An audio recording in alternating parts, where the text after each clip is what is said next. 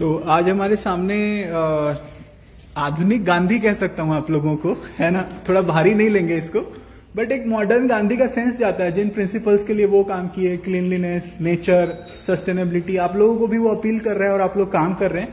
तो 1 by 1 हम लोग आपकी स्टोरी सुनेंगे। जो लोग हमसे डायरेक्टली फेस टू फेस यहाँ नहीं जुड़ पाए हैं वो लोग भी सुन पाएंगे।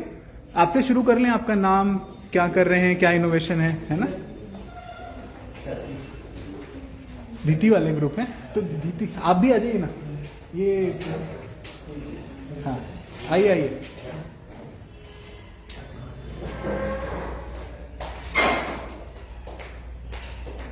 तो आप शुरू करेंगे तो इनको पता लग जाएगा कि क्या चल रहा है। ये बीच वाला आप लोग छोड़े हो, चमत्कार टाइप लग रहा है मेरे को, कोई आएगा और बैठेगा ऐसा, है ना। कोई एक आप अपने ही ग्रुप से आप चले जाओ। अरे देखो वहां पे ना लड़के ज्यादा दिख रहे हैं। एक अजय सर आप आ जाइए। हाँ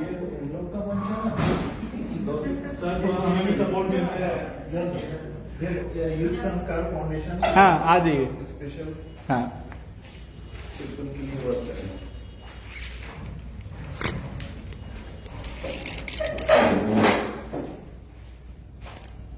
तो एक बार शेयर करेंगे आप लोग। आपसे शुरू कर लेते हैं। आपका नाम, क्या आपने इशू आइडेंटिफाई किया और क्या सोल्यूशन लेके आए, इतना।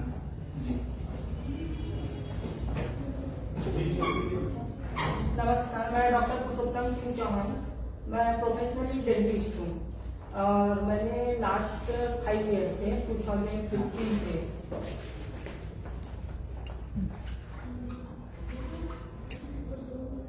हाँ ठीक है ना, प्लीज। Ji sir. 2015 से यूथ संस्कार फाउंडेशन से जुड़ के मैंने जब अपना प्रैक्टिस शुरू किया, उसके बाद मैंने सोशल वर्क भी स्टार्ट किया साथ ही। तो फिर मैंने देखा कि समाज में काफी सारे मतलब बहुत सारे परेशानियां वगैरह रहता है। तो वो चीज, और वैसे मैं देखा है, मैं बचपन से गांव से जुड़ा हुआ हूँ, तो जो बेसिक प्रॉब्लम होती है वो अपन को कहीं कहीं पता रहता है। हम चाहते हैं कि अपने समाज में नए नए होते रहे, मतलब चेंजेस आते रहे। अभी हमारा जो समाज है, तो अभी के जमाना ऐसा है कि टेक्नोलॉजी का है, हर चीज टेक्नोलॉजी का है। और पहले का सोच और अभी का सोच में बहुत ही अंतर है। तो वही है कि हम लोग समाज में जो प्रॉब्लम्स है उसको दूर करते हैं साथ मिलके। तो हमने, हमारा यूथ संस्कार फाउंडेशन एक ग्रुप है जिसमें बहुत सारे अलग अलग स्टेज पे काम करती है। जैसे राइटर पैनल हो गया, और जो दिव्यांग वगैरह के लिए। और हमने अभी लास्ट 1 ईयर से हम लोग इनोवेशन को ज्यादा ध्यान दे रहे हैं। इनोवेशन में हम लोग कोशिश करते हैं कि जो प्रॉब्लम्स है हमारी समाज में, और हमको इनोवेशन के थ्रू अभी गवर्नमेंट भी सपोर्ट कर रही कि इनोवेशन को आगे बढ़ाने के लिए। जब से लॉकडाउन हुआ है तो इंडिया भी चाह रही है कि जो भी चीज हो रही है अपने इंडिया के अंदर हो। हर चीज डिपेंडेंट होती थी, जब से लॉकडाउन लगा है लोग डिपेंडेंट हुए हैं और बहुत सारी चीजें यहाँ मैन्युफैक्चरिंग भी हो रही है। और तो ये धीरे धीरे इनोवेशन पे हमारा देश आगे बढ़ रहा है। तो हम लोग यूथ है, तो हम लोग इनोवेशन में बहुत सारे काम कर सकते हैं। तो हमने अभी लेटेस्ट में हमने गोबर के ऊपर काम किए हैं। अभी हमने देखे कि छत्तीसगढ़ गवर्नमेंट गोबर खरीद रही है, और गोबर से हमने देखे कि बचपन से हम लोग देखते हैं कि गांव में पहले होता था कि गांव में लिपाई होता था, अभी हर चीज टाइल्स और सीमेंट में कन्वर्ट हो गया है। तो जो नेचुरल चीजें हैं उससे दूर होते जा रहे हैं। जैसे अभी डिस्कस हो रहा था कि मिट्टी पॉट पे, तो वो नेचुरल चीजें, पहले मिट्टी का पानी पीते थे, वो अब चीजें हो गई है फ्रिज का।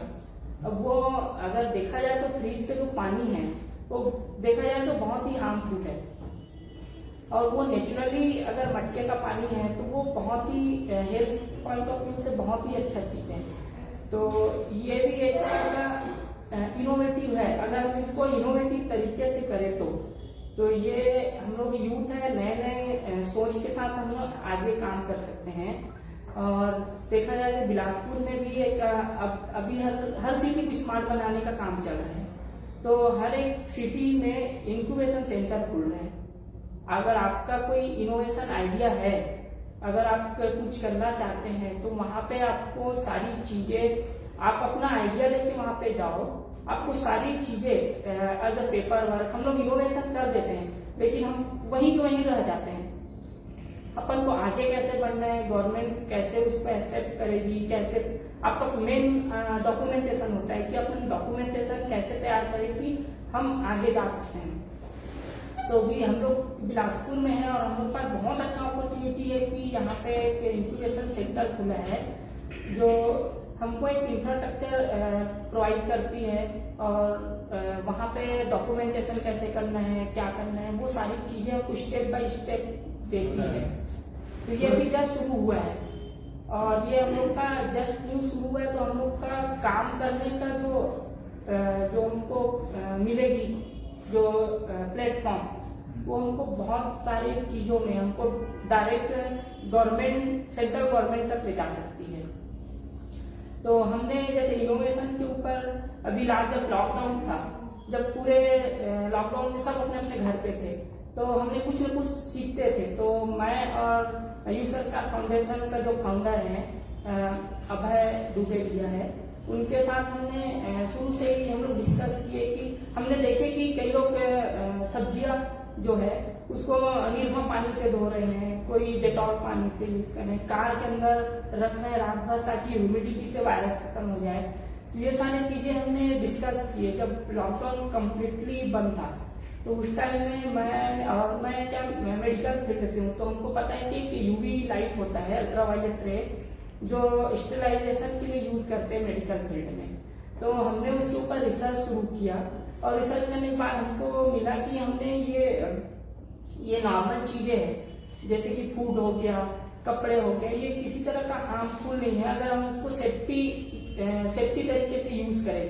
तो हमने एक डिजाइन तैयार किया यूवी चेम्बर था और व्यापारी लोग के लिए हमने यूवी गल्ला बनाया था। क्या दिन भर नोट का आना जाना रहता है, तो उसको सैनिटाइज करने के लिए हमने देखे कि स्प्रे वगैरह यूज करते थे, फॉगिंग स्प्रे वगैरह।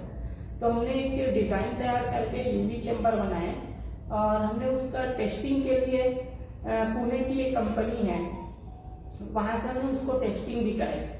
तो जब लॉकडाउन में सब अपने अपने घर में थे, तो हमको जो 1-2 घंटे का जो टाइम मिलता था, जिस टाइम में मार्केट खुलती थी थोड़ी देर के लिए, उस टाइम में हमने निकल के सारी चीजें यहाँ पे बिलासपुर में इलेक्ट्रॉनिक शॉप वाले से, आरओ वाले से, जो अलमारी वगैरह जो बनाते हैं उनसे कांटेक्ट करके हमने 2 महीने में यूवी चेम्बर बनाई और हमने गवर्नमेंट को भी दिखाया और बिलासपुर गवर्नमेंट भी हमको काफी सपोर्ट किया और हमने अटल सर के इनॉग्रेट भी कराए और हमने मतलब लॉकडाउन में हमने उसको मेन कॉस्टिंग में ही उसको देना शुरू किए। हमको कॉस्टिंग 35 पड़ता था, हमने उसको 3500 में ही देते थे लोगों को, ताकि लोग सेफ्टी रहे और ये एक तरीके से हमारा सोशल वर्क भी हो जाता था। तो ये यूवी चेम्बर के ऊपर काफी काम किए हमने और गवर्नमेंट, बिलासपुर गवर्नमेंट भी सपोर्ट किया। हर डिपार्टमेंट में हमने हर डिपार्टमेंट को यूवी चेम्बर दिए और ये हो गया। और सेकेंड में हम लोग का रिसेंटली हमने अभय भैया और मैं, हम दोनों मिलकर जो हैंडीकैप लोग रहते हैं, जिनके हाथ रहते हैं वो तो माउस चला लेते हैं, जिनके हाथ नहीं है, जो हाथ के हैंडीकैप है, उनके लिए कंप्यूटर चलाना बहुत डिफिकल्ट है। तो इसमें हमने देखे कि अगर बिना हाथ के अगर माउस चल जाए तो उनके लिए एक वरदान के जैसा है। तो मैं और अभय भैया मिलकर हमने एक पैर से चलने वाला माउस डेवलप किए हैं। अभी फाइनल स्टेज पे है वो, अभी थोड़े दिन में वो फाइनल स्टेज मतलब कम्प्लीटली बन गया था, लेकिन हमको लगा कि कुछ मॉडिफिकेशन और करनी चाहिए जो और इजी तरीके से चलेगी, तो वो लास्ट स्टेज पे चल रही है। और साथ साथ हमने गोबर के ऊपर भी काम किए हैं। हमने गोबर जो ये कुट्टी है अपने मॉल कुट्टी, तो इसमें हम लोग ने गोबर को ऐड करके और जो नेचुरल चूना पत्थर होता है, चूना और मिट्टी होता है, पीली मिट्टी, वो और अपना जिप्सम मतलब प्लास्टर ऑफ पेरिस, उसको कॉम्बिनेशन करके उसमें बाइंडर ऐड करके हमने एक प्लास्टर डेवलप किए हैं जो कि रूम के टेम्परेचर को 10 से 15% टेम्परेचर को कंट्रोल कर सकती है और गोबर का एक और खासियत रहता है कि उसमें नेचुरल स्मेल आती है। अगर देखेंगे कि कभी जब बारिश होती है मिट्टी में, जब बारिश की जो पड़ती है तो स्मेल आती है ना, उस तरीके से उसमें से स्मेल निकलता है, काफी जो नेचुरली हमको देती है, और वो रेडिएशन को भी रोकती है गोबर जो है। तो ये बहुत ही अच्छा रहेगा। और उसमें हमने अभी जस्ट गवर्नमेंट है नितिन गडकरी जो अभी खादी उसको स्पॉन्सर किया है, पेंट उन लोग ने डेवलप किए हैं, गोबर से मिला के उसको पेंट बनाए हैं, जैविक पेंट। तो ये तो हम लोग की ये लेटेस्ट है। और अभी एक और हम लोग का है स्पिटिंग ग्लास के ऊपर है।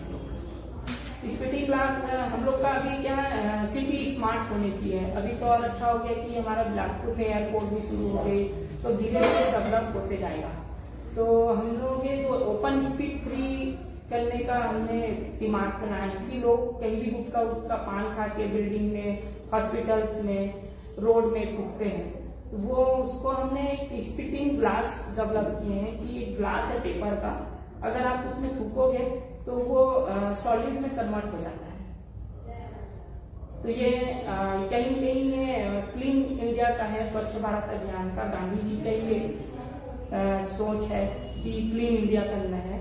तो ये एक स्पिटिंग ग्लास है जिसमें मतलब इसको मल्टीपल यूज कर सकते हैं। हॉस्पिटल्स में आप देखे होंगे कि किडनी ट्रे यूज करते हैं, जो टीबी के पेशेंट होते हैं, सार्स के पेशेंट होते हैं, कोरोना के पेशेंट होते हैं। तो ये बैक्टीरिया जो ये वायरस से फैलती है, तो हॉस्पिटल से क्या होता है कि एक ट्रे देते हैं, जो कंटिन्यूसली फूक रहे हैं, तो वो फूकने के लिए ट्रे यूज करते हैं, मेटल की ट्रे होते हैं जिसको किडनी ट्रे बोलते हैं, तो उसमें थूकते हैं। तो होता क्या है कि वो थूकने के बाद कहीं न कहीं से जो नर्सिंग स्टाफ है वो एक्सपोज हो रहे हैं। तो वो हमने वो भी सोचे कि ग्लास को हमने हॉस्पिटल्स में रिप्लेस कर देंगे, और इसको हमने पर्यावरण को ध्यान में रखते हुए पेपर का यूज किए हैं, और जो कि इजिली डिस्पोज हो जाएगा, इससे किसी तरह का हार्मफुल नहीं होगा। तो ये वाला जो प्रोडक्ट है बिलासपुर इंक्यूबेशन सेंटर एक्सेप्ट की है, और अभी 1 फरवरी से शुरू है, तो हमको ये सेंट्रल लेवल तक ले जाने में काफी हेल्पफुल रहेगा। तो मैं चाह रहा हूँ कि अभी हम लोग का भी डिस्कशन हो रही थी कि जो भी स्कूल्स हैं उसमें एक जो 10th 11th 12th के जो बच्चे हैं प्रोजेक्ट तो बनाते हैं, लेकिन प्रोजेक्ट में क्या कहते हैं, हमारे बुक पे दिया रहता है कि सोलर कुकर बनाना है, तो सोलर कुकर बना के प्रेजेंट करते हैं। हम चाह रहे हैं कि वो चीज इनोवेटिव, मतलब देखा जाए मतलब इनोवेटिव एग्रीकल्चर हो गया। एग्रीकल्चर में बहुत सारे नए टेक्नोलॉजी आ रहे हैं, जैसे हाइड्रोपोनिक हो रही है, जिनके पास खेत नहीं है वो भी खेती कर सकता है। तो इस तरह का न्यू जो टेक्निक्स है, तो स्कूल्स में अगर हम 10th 11th 12th के बच्चों को कैप्चर करके उनको स्किल डेवलप करें और उनको इनोवेशन के लाइन ले जाएं, तो आने वाले टाइम में हमको बहुत अच्छे हमारे छत्तीसगढ़ में भी, बिलासपुर में भी इनोवेटर निकल सकती है। तो हम लोग को मतलब हम इतना रिसर्च करते हैं, तो हम लोग को अभी ऐसा हो गया कि बहुत सारे आइडियाज हैं। तो अगर स्कूल इसको कैप्चर करती है कि स्कूल मतलब हमको प्लेटफॉर्म अगर मिलता है तो हम उसको सही वे में ट्रेनिंग कर सकते हैं। और ये जो इनोवेशन रहेगा, जो चीज सिखाएंगे, भले ही अभी कंटिन्यू नहीं करेंगे, लेकिन आफ्टर सम टाइम वो बच्चे अपने उसको स्टार्टअप के रूप में आगे उसको कंटिन्यू कर सकता है। अगर वो नौकरी नहीं करता है तो भी वो कहीं कहीं उसको स्टार्टअप दे सकती है। तो ये इनोवेशन बहुत अच्छा है, गवर्नमेंट भी सपोर्ट कर रही है। तो और अभी अच्छा प्लेटफॉर्म है, सर से हम लोग जुड़े हैं, तो हमके हमारे में बच्चे भी हैं। अगर लगता है कि हमने पायलट प्रोजेक्ट अगर एक रेडी करते हैं, तो हम एक प्रैक्टिकल के तौर पे हम तीनों क्लास के बच्चों को लेके हम वहां से शुरू कर सकते हैं। तो वैसे करके हम कर सकते हैं। अगर हमको लगती है कि ये हमारा बहुत अच्छा इम्प्रूवमेंट मिल रहा है, तो हम इसको फिर आगे गवर्नमेंट को भी बताएंगे। तो वो हो सकती है कि गवर्नमेंट हर एक गवर्नमेंट में शुरू हो जाए। तो ये बहुत अच्छी अपॉर्चुनिटी रहेगी इनोवेशन के ऊपर। Thank you very much. काफी सारे गवर्नमेंट जो आपका सर्च कर रहे हैं और जो जी। काम आप कर रहे हैं उसमें एजुकेशन टेक्नोलॉजी Education, है ना, technology, कहीं ना कहीं agriculture। रूरल डेवलपमेंट एग्रीकल्चर, ये सारी चीजें हम लोग भी देखते रहेंगे, हम लोग भी वॉच करते रहेंगे, बहुत सारा कुछ सीखने के लिए रहेगा। Thank you sir. Over to you Brendan, we will request you to keep it slightly short. Sure. हाँ। Myself Brandon D'Souza. I am the founder of Khwab Welfare Foundation and No for Plastic Initiative. हम लोग basically जो ख्वाब के बारे में हम क्या काम करते हैं वो भवानी आगे बताएगी हमें कि ख्वाब किस लिए काम करता है। मैं नो फॉर प्लास्टिक जो इनिशिएटिव हमने लिया 12 जनवरी को जो नेशनल यूथ डे था, उस दिन पे हमने जो एक इवेंट किया क्लीनिंग औरा पानी, उसमें ये था कि हम क्लीनिंग पे फोकस करके लोगों को अवेयर कर रहे थे कि कोई भी जगह पे जाते हैं तो प्लास्टिक जो यूज करते हैं वो क्या इम्पैक्ट करता है उस जगह को, किस वे में एक्सप्लॉइट करता है। जैसा हम एक प्लास्टिक फेंकते हैं तो हमें वो एक लगता है, जब हम वहां चले जाते हैं कोई और आता है वो 2 फेंकता है, तो 2 से 3 बढ़ते जाता है। प्लास्टिक वेस्ट इस वे में बढ़ते जाता है कि हमने जो किया हमें बस वो नॉलेज रहता है कि हमने इतना किया, पर जो बाकी करते हैं उसको हम देखने तक नहीं जाते हैं। तो हमने 130 प्लस वॉलेंटियर्स के साथ एक क्लीनिंग ड्राइव किया, वहां से 400 kg ऑफ गार्बेज हम वापस कछाड़ लाए और यहाँ हमने खुद डंप किया उसे। तो हमारे लिए एक काफी बड़ा इवेंट रहा वो। और नो फॉर प्लास्टिक का जो आइडिया है FOUR 4 मतलब 4 वाला 4 है, ये नो फॉर प्लास्टिक नहीं है। काफी लोग कंफ्यूज होते हैं इस चीज के लिए। तो फॉर प्लास्टिक में पहला हम वाटर बॉटल्स को हमने टारगेट किया, जो हमें सामने रखा हुआ वाटर बॉटल्स। मैन्युफैक्चरर्स ये बोलते हैं कि हम 70% प्लास्टिक बॉटल्स रिसाइकिल करते हैं, पर उसका कोई डाटा नहीं है, कोई एनालिसिस नहीं है। तो हम उस चीज पे करते हैं कि लोग प्लास्टिक बॉटल्स को रिफ्यूज करें। एक छोटा सा इंसिडेंट बताऊंगा, शॉर्ट में कंप्लीट करना है। तो हम लोग पिछले महीने ही जनवरी में पहले ही तो हम लोग वहाँ नोवेयर में थे। तो उस जगह पे ये है कि हम लोग खाते हैं तो हमें सामने लाके एक बॉटल रख के जाता है। तो वो क्या होता है कि हम 5-6 लोग के ग्रुप है, हम खाना खा रहे हैं, कुछ भी यूज किए, तो हम मिनिमम 3 बॉटल यूज करते हैं। तो 3 बॉटल 60 रुपीज हमारे बिल पे प्लस तो होती है, प्लस हम नेचर पे भी एक बहुत हार्मफुल इम्पैक्ट छोड़ते हैं। वो पानी का जो बॉटल है वो वेस्ट हो जाता है, रिसाइकल होता नहीं है। तो हम ये कर सकते हैं कि हर रेस्टोरेंट में ऑलरेडी RO लगी हुई है, तो हम चाहे तो उन्हें बोल सकते हैं कि हमें टैप वाटर दो। तो पहले 1-2 बार हमने खुद वो बॉटल्स को लिया, क्योंकि हम सोचे कि यार हम बोलेंगे तो शायद वो माइंड कर जाए। तो एक दिन हमने उनसे बोला कि सर हमें टैप वाटर चाहिए, हम प्लास्टिक बॉटल्स को सपोर्ट नहीं करते हैं। तो उसने तुरंत प्लास्टिक बॉटल्स को हटाया और हमें टैप वाटर दिया। तो ये चेंज हम खुद पे ला सकते हैं, धीरे धीरे चेंज कर सकते हैं। हम रिफ्यूज करेंगे तो दूसरा देख के हमें वो भी रिफ्यूज करेगा, तो उस वे में चीजें चलती हैं। और जो दूसरा प्लास्टिक है, 4 प्लास्टिक के बारे में हमने मेनली बात की है हमने हमारे कैंपेन में। पहला वाटर बॉटल हो गया, दूसरे प्लास्टिक जो कैरी बैग्स हैं। आप देख सकते हैं कि हम इवन बनाना लेने जाते हैं, केला लेने जाते हैं, तो हमें एक प्लास्टिक थैला में डाल के देता है। तो वो चीज भी हम रिफ्यूज करते हैं, तो हम नेचर को सेव कर रहे हैं। और तीसरे में ये है कॉफी और टी कप्स। हम इंडिया में जो थे पहले, सबसे पहले हम कांच की जो ग्लास देखते थे, जो अब भी कई लोग रहता है कि हम टपरी पे जाएंगे कांच की ग्लास में पियेंगे, वो चीज। और कुल्हड़, तो हम प्लास्टिक के जो रीयूजेबल जो चीज है, हम उस चीज को रिफ्यूज करके हम नया जो चीज एक्सेप्ट कर सकते हैं कि ऐसा कुछ नहीं है कि काफी एक्सपेंसिव है या गलत, उस चीज से हम उसे ठीक कर सकते हैं। और चौथा जो हमारा प्लास्टिक है वो प्लास्टिक स्ट्रॉज है। स्ट्रॉ जैसे हम पानी पीने जाते हैं, आजकल लोग जूस पीते हैं, पहले हम क्या थे गन्ना जूस भी लेते थे, हम गलत के पी लेते थे। पर जो ट्रेंड नया आ रहा है, जो यूथ है हमारा, धीरे धीरे वो हर चीज में स्ट्रॉ यूज करने लगा है। और स्ट्रॉ से आदत है तो हम रियूजेबल स्ट्रॉ यूज कर सकते हैं, कैरी कर सकते हैं। काफी छोटी सी आती है, हमारे बैग पॉकेट कहीं भी आ सकते हैं। और वो क्या है, सबसे ज्यादा हार्मफुल इस वे में वो रियूज हो ही नहीं सकती, या पिघला के कुछ किया जा सकता है और डायरेक्ट जाता है रिवर्स में और फिर सीज में। तो वो हमारे एनिमल्स और जो फिश के उसमें हमें वापस मिल रहा है। हम प्लास्टिक खा रहे हैं, हमें नहीं जानते हुए भी काफी सारे लोग नहीं जानते उस चीज को कि फिश खा रही है और हम फिर फिश को खा रहे हैं, तो प्लास्टिक वापस हमें आ रहा है। तो ऐसे में बोल सकते हैं कर्मा ही है कि हम जो गलत कर रहे हैं वो वापस हमारे साथ भी गलत हो रहा है।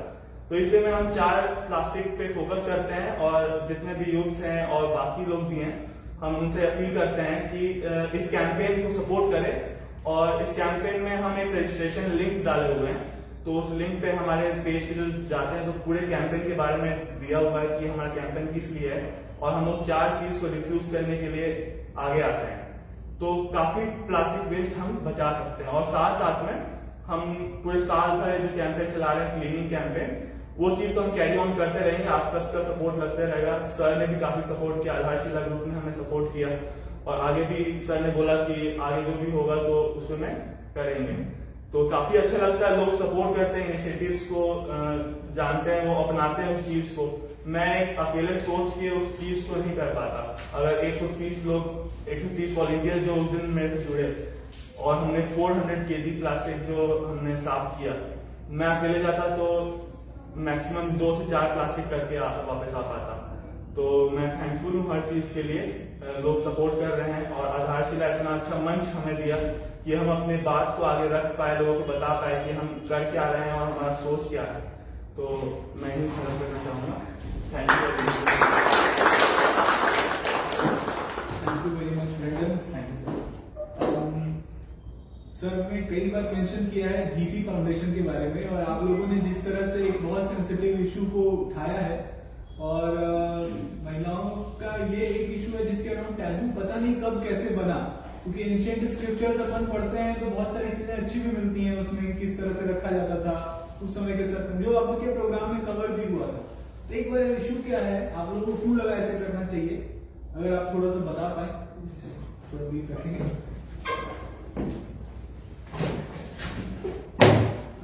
मेरा नाम कुणाल पांडे है, मैं जीटी फाउंडेशन का मेंबर हूँ।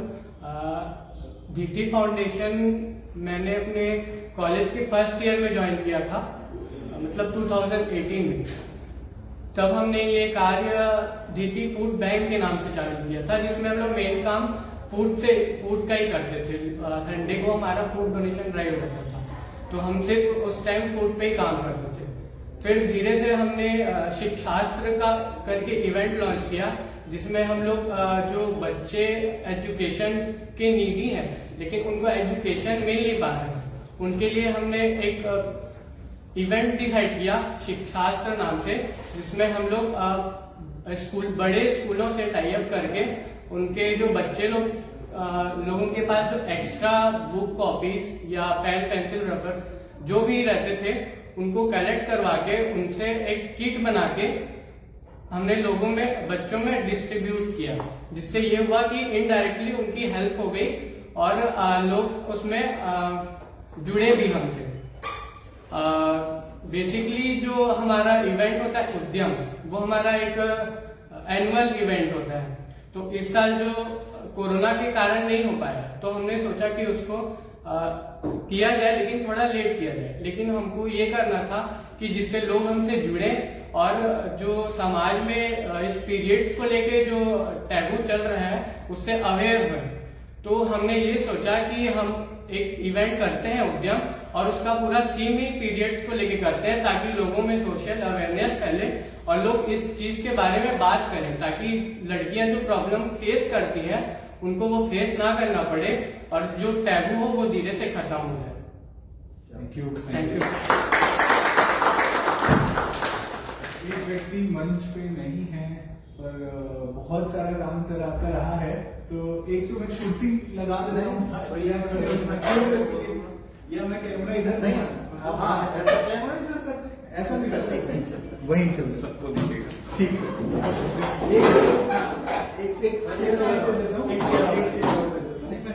अरे ठीक है, आ जाइए।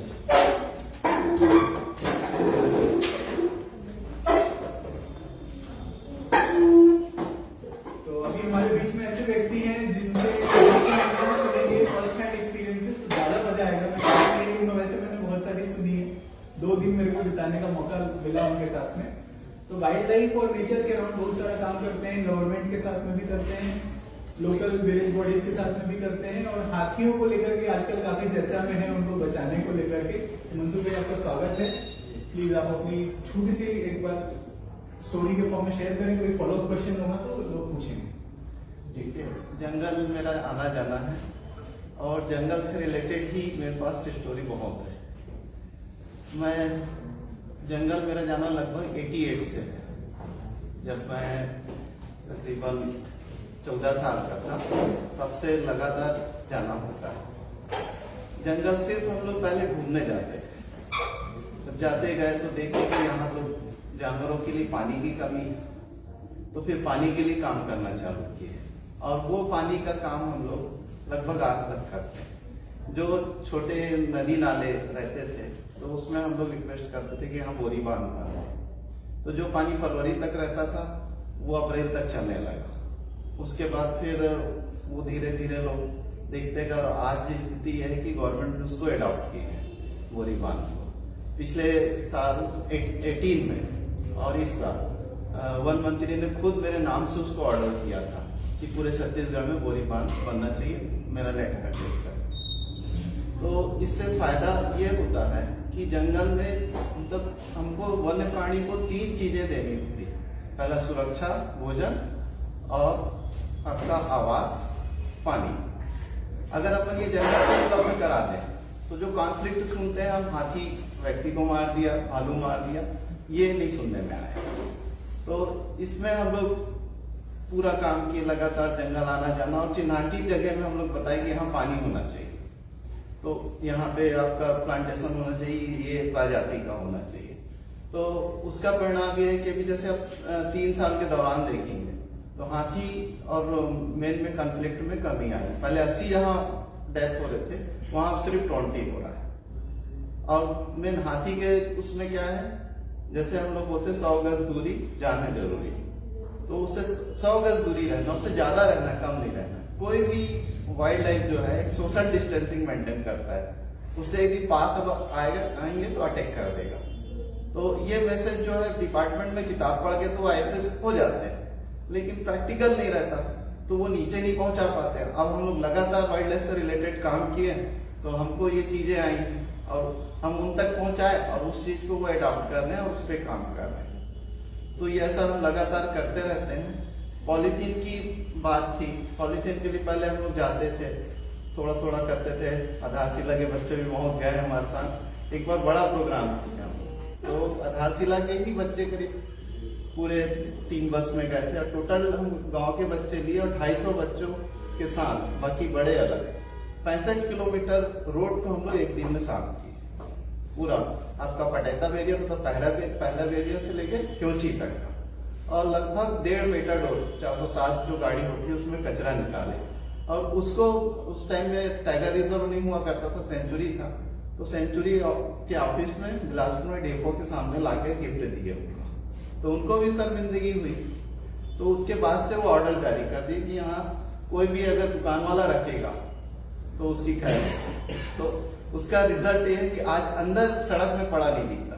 नहीं तो एक टाइम ये था कि 2006 में एक चीतल डेथ कर गया था छपरवा में, उसके PM हुआ तो 40 किलो उसके अंदर प्लास्टिक मिला था पेट से।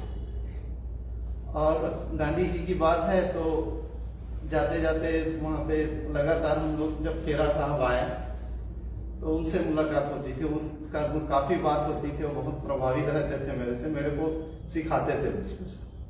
तो करीब 3-4 साल पहले की बात है, वो मेरे को बोलते थे कुछ आपको दूंगा मैं। तो फिर कभी बोले नहीं आज रात हो गया, आज नहीं, कल देंगे। ऐसा ये सिस्टम चला करीबन 1.5 साल तक, वो मौका नहीं आया। फिर एक दिन बोले लाओ डायरी, तो डायरी में वो लिखे लव इज लाइफ। तो बोले ये है, इसको थाम के चलो, इसी में सफलता है, वो दे के गए जी। तो इसी के साथ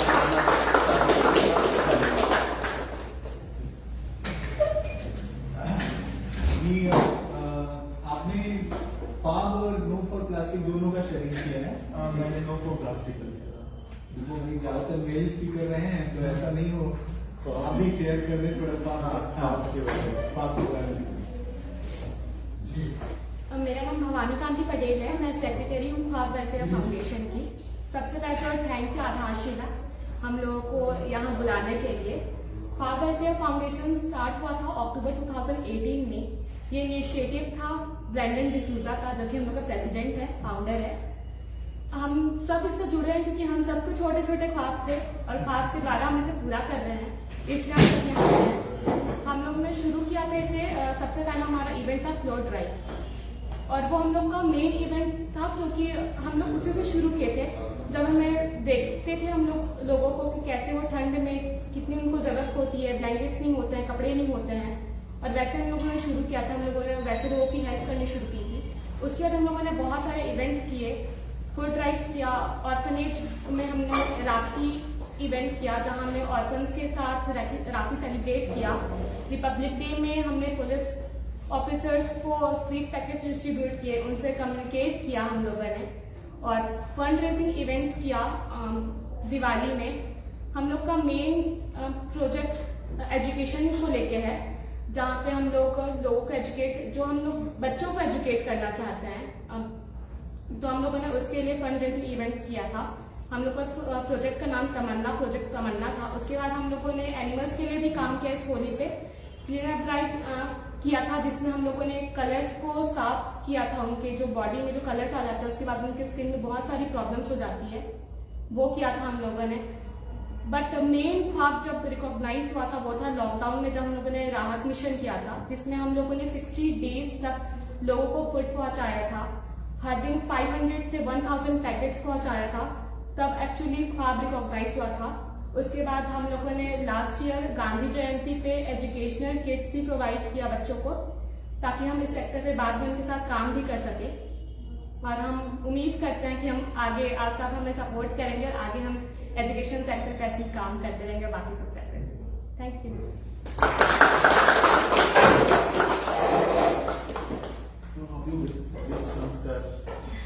हाँ प्लीज।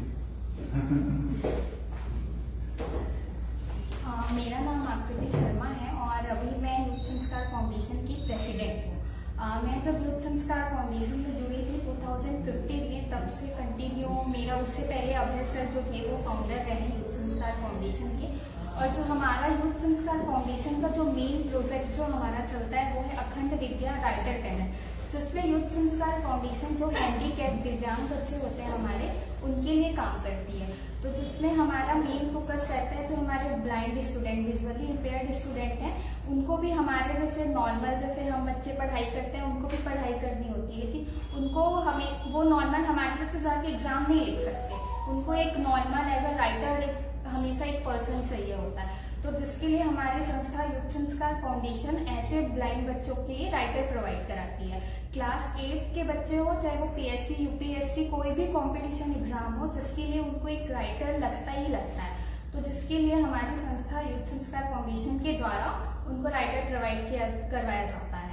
और पहले जब हमारी संस्था में ये राइटर पैनल हम स्टार्ट किए थे 2016 में, जब हमारे पास सिर्फ मैं भी एज अ राइटर ही थी तब यूथ संस्कार फाउंडेशन में, और हमारे पास दिन के 4 या 5 बच्चे एज अ राइटर्स हम भेजते थे। लेकिन अब वो पैनल बढ़ते बढ़ते आज हमारे साथ 1000 से भी प्लस राइटर्स हैं।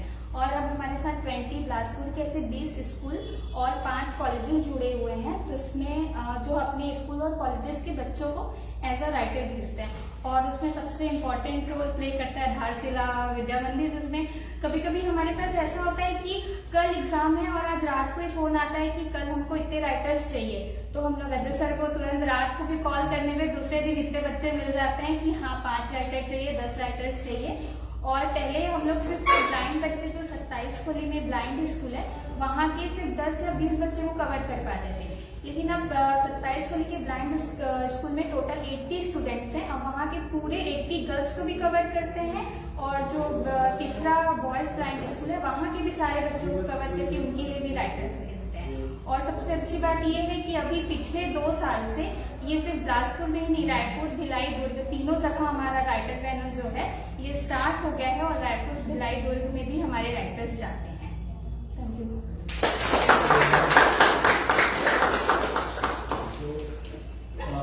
आप लोगों के मन में और भी क्वेश्चंस अगर आएंगे तो पूछ सकते हैं आपस में। अभी एक छोटा सा रिफ्रेशमेंट का सेशन रखे हैं, और रिफ्रेशमेंट के सेशन से पहले मेरे को लगता है कि कुछ सीनियर लोग भी हैं जो बहुत सारे टाइम से सोसाइटी के लिए सर्व कर रहे हैं।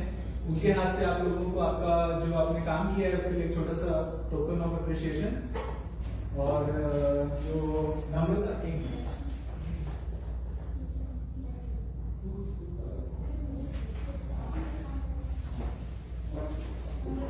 आप लोग नेचर के लिए काम कर रहे हो तो हमको लगा आपको जो फूल दे उससे अच्छा आप लोगों को फल ताकत करोगे ऐसा। तो फ्रूट्स और ये सबसे पहले स्वामी सर, जना स्वामी सर हमारे कैबिनेट डायरेक्टर दीदी फाउंडेशन के लिए आकर के सर प्लीज दीदी फाउंडेशन को सामने।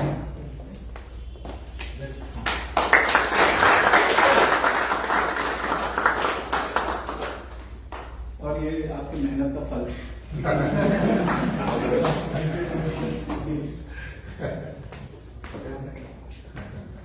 सर एक बार नाम सर्टिफिकेट के लिए जी आइए। हाँ अभय नारायण सर को बोलूंगा कि एक बार आए। और ब्रेंडन फेलिसिटेट करें, ब्रेंडन बहुत सारा काम कर रहे हैं। मेरे को पहली बार सर्टिफिकेट बहुत अच्छा लगा, दूसरी तीसरी बार भी लगा। सर मैं इस साइड से हाँ सर मैं अपनी टीम को बुलाना चाहूंगा क्योंकि मैं अकेले कुछ नहीं कर पाता मेरी टीम के बिना। क्या बात। तो मैं अपनी टीम को बुलाना चाहूंगा।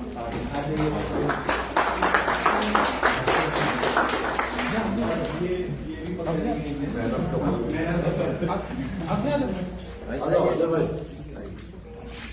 अभी तो इसी टीम का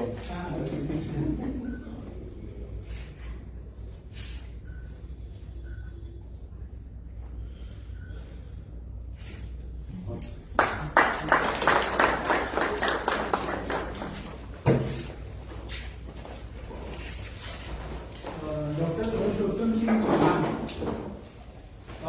संदीप भैया, ये आपके इंटरेस्ट से जुड़ा हुआ फील्ड है, रूरल डेवलपमेंट इनोवेशन भैया, ऑर्गेनिक फार्मिंग के लिए और रूरल एरिया के लिए करते हैं। तो संदीप शर्मा जी भैया आप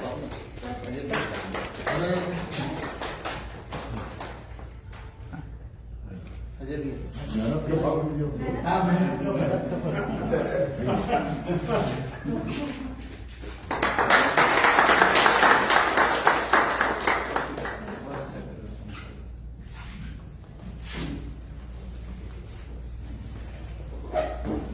भवानी कांति पटेल और पब है ना। तो सर क्रेडाई से एक अवार्ड बनता है सर।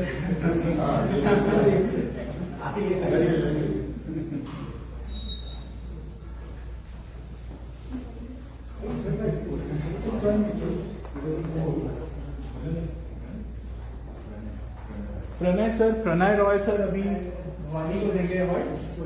हाँ साथ में सोहेल है आपकी है।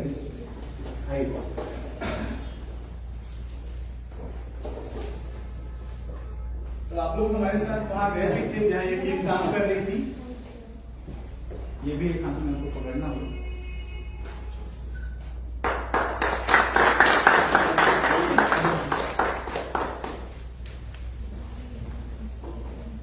मंसूर सर का मैं सबसे लास्ट में रखा हूँ, बहुत दोस्ती है पुरानी, तो मैं चाहूंगा अजय सर मंसूर सर को फेलिसिटेट करें।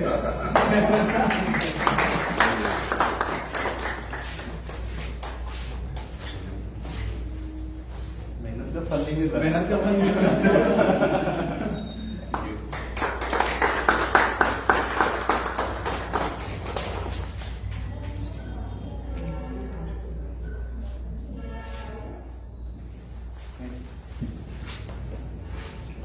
तो अभी हम लोग रिफ्रेशमेंट के लिए यहीं पे लेंगे और आपस में थोड़ी बहुत बातचीत कर सकते हैं।